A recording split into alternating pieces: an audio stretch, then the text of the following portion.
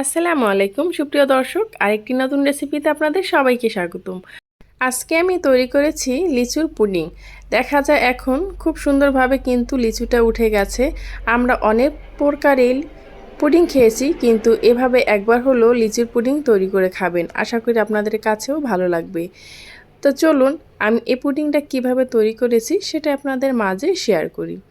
আমি এখানে প্রথমে কিছু লিচু নিয়ে নিলাম, আর এই লিচুগুলোকে আমি উপর থেকে খোসাটা বাদ দিয়ে আর যে ভিতরে দানাটা থাকে সেই অংশগুলো বাদ দিয়ে শুধু লিচুটা আমি নিয়ে নেব।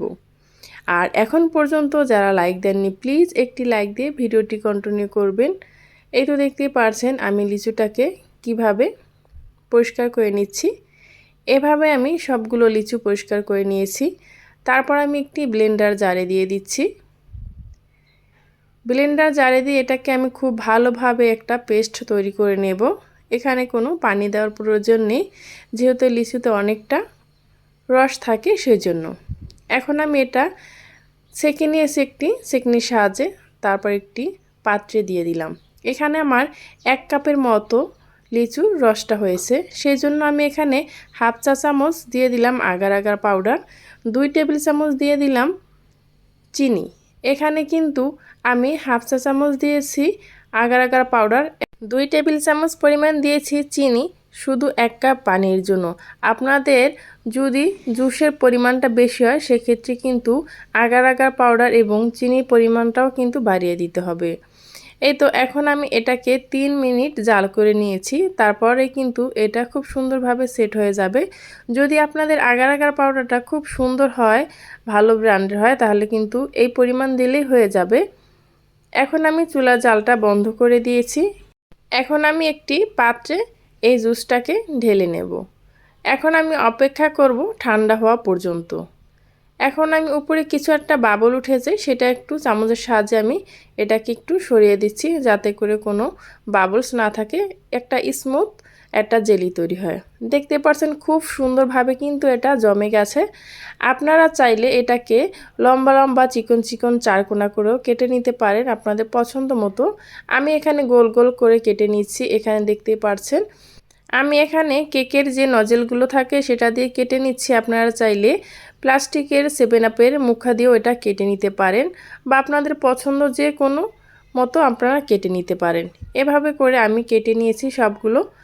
সাইডের যে জেলিগুলো থাকে লম্বা লম্বা, এইগুলো কিন্তু আপনারা এমনিতেই খেতে পারবেন।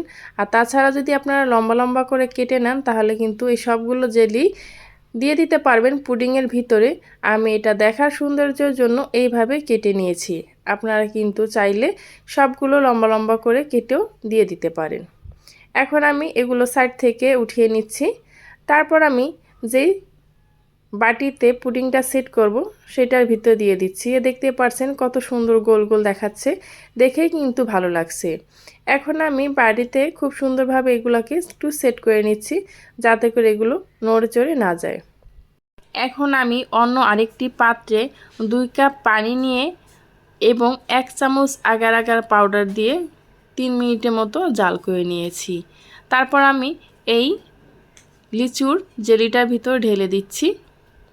আস্তে আস্তে একটু দেওয়ার চেষ্টা করেছিলাম যাতে নড়ে চড়ে না যায়, তারপর নড়ে গেছে। এখন আমি একটু চামচ দিয়ে এটাকে সেট করে দিচ্ছি। এটা ঠান্ডা হয়ে গেলে কিন্তু খুব সুন্দরভাবে জমে যাবে। এখন আমি অপেক্ষা করব ঠান্ডা হওয়া পর্যন্ত, তারপর আমি এটাকে ফ্রিজে রেখে দেব।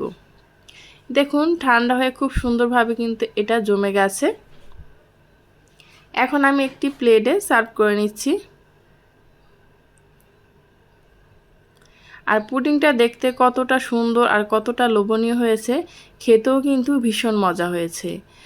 আমি বলবো এই লিচুর সিজনে একবার হলো এই পুডিংটা বানিয়ে খাবেন। সবাই কিন্তু এই পুডিংটা খেলে একদম মুগ্ধ হয়ে যাবে, এতটা মজা আর এতটা টেস্টি হয়।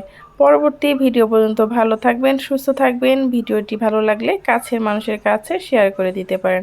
আল্লাহ হাফেজ।